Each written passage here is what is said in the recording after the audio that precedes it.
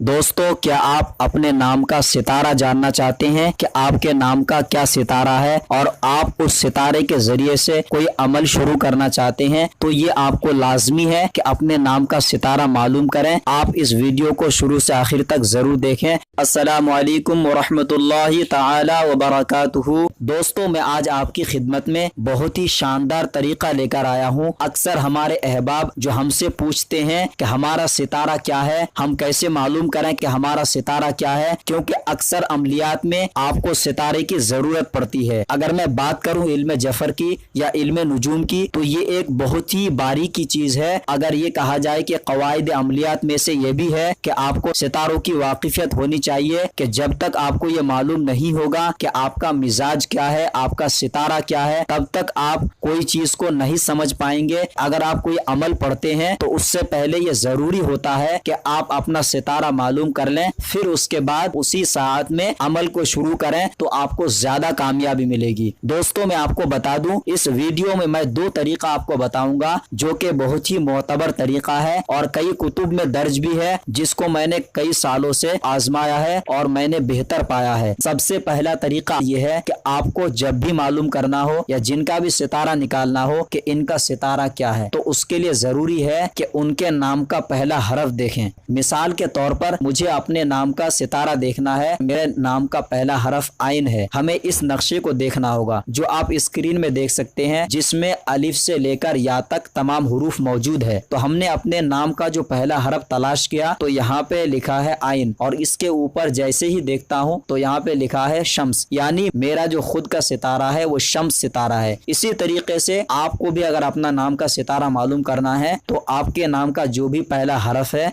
इस नक्शे में देख लें कि इस नक्शे में कौन से सितारे में आपका हरफ आता है, तो आप उसी हिसाब से अपने नाम का सितारा मालूम कर सकते हैं। ये बहुत ही आसान तरीका है जो हर इंसान मालूम कर सकता है। बस इस नक्शे को गौर करना है, थोड़ा बस इल्म होना चाहिए आपको, उर्दू की जानकारी, तब तो आसानी के साथ आप मालूम कर सकते हैं। अब दूसरा तरीका बता दूं, ये थोड़ा अलग, जो लोग इल्मुल एदाद जानते हैं उनके लिए है। ये तरीका भी आसान ही है, कोई मुश्किल नहीं है। इसके लिए जरूरत पड़ेगी आपको अपने नाम की एदाद और अपने वालदा के नाम की एदाद की। दोनों नामों के एदाद आप एक जगह जोड़ लें, इसे आप 7 पर तकसीम करें। मिसाल के तौर पर मैंने अपने नाम का एदाद लिया 697 और मेरी वालदा का नाम के एदाद, दोनों नामों के एदाद 1400 है। तो हमने जब 1400 एदाद को 7 पर तकसीम किया तो बराबर तकसीम हुआ। तो इसका मतलब यह है कि आप इस नक्शे से देख सकते हैं, अगर तकसीम करने से आपका 1 बचता है तो आपका शम्स सितारा है। अगर तकसीम करने से 2 बचे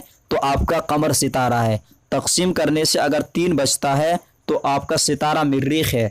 अगर तकसीम करने से 4 बचे तो आपका सितारा अतारद है। और तकसीम करने से अगर 5 बचता है तो आपका सितारा मुश्तरी है। ऐसे ही अगर आपका तकसीम करने से 6 बचता है तो आपका सितारा ज़ोहरा है। तकसीम करने से नाम के 7 बचे तो आपका सितारा ज़ुहल है। दोस्तों, बस आपको इसमें कुछ नहीं करना है, अपने नाम की एदाद और अपने वालदा के नाम की एदाद जोड़कर तकसीम करना है 7 पर। जो भी आदत बचेगा वो आपका सितारा है। दोस्तों, मैं उम्मीद करता हूँ ये वीडियो आपको ज़रूर पसंद आया होगा। अगर ये वीडियो आपको पसंद आए तो लाइक ज़रूर करें, और हमारे चैनल को अगर आपने अभी तक सब्सक्राइब नहीं किया है तो इसे ज़रूर सब्सक्राइब कर लें। अब अगले नए वीडियो के साथ मिलेंगे इंशाअल्लाह अज़्ज़ा वजल। तब तक के लिए खुदा हाफिज़।